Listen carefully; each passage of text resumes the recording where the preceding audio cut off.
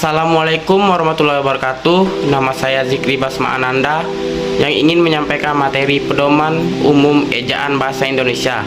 Yang pertama ada pemakaian huruf. A. Huruf abjad. Abjad yang dipakai dalam ejaan bahasa Indonesia terdiri atas 26 huruf, yaitu dari huruf A sampai huruf Z. B. Huruf vokal. Huruf yang melambangkan vokal dalam bahasa Indonesia terdiri atas 5 huruf, yaitu A, E, I, O, dan U. C. Huruf konsonan. Huruf yang melambangkan konsonan dalam bahasa Indonesia terdiri atas 21 huruf. D. Huruf diptong. Di dalam bahasa Indonesia terdapat 4 diptong yang dilambangkan dengan gabungan huruf vokal I, AU, E, dan I. E. Gabungan huruf konsonan.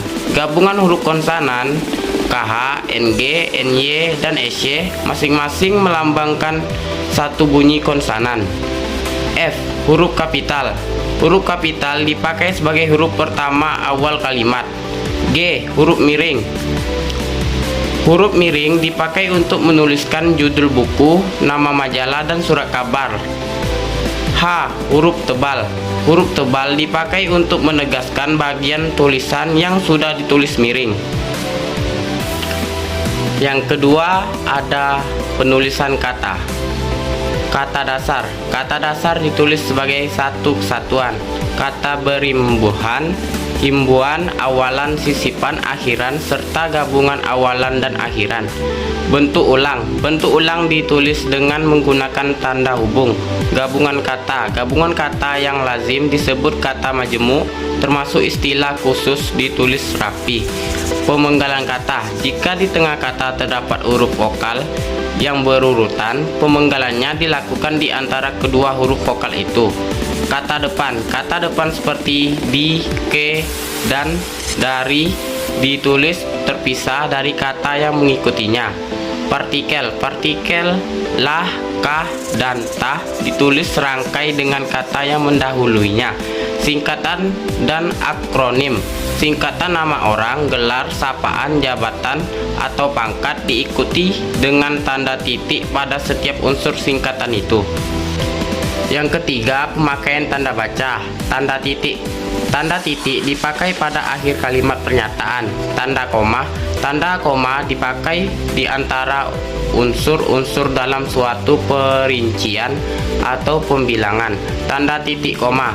Tanda titik koma dapat dipakai sebagai pengganti kata penghubung untuk memisahkan kalimat setara yang satu dari kalimat setara yang lain dalam kalimat majemuk.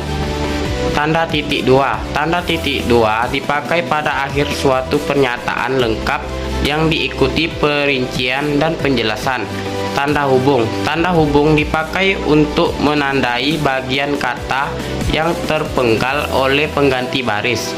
Tanda pisah. Tanda pisah dapat dipakai untuk membatasi penyisipan kalimat atau kalimat yang memberi penjelasan di luar bangun kalimat.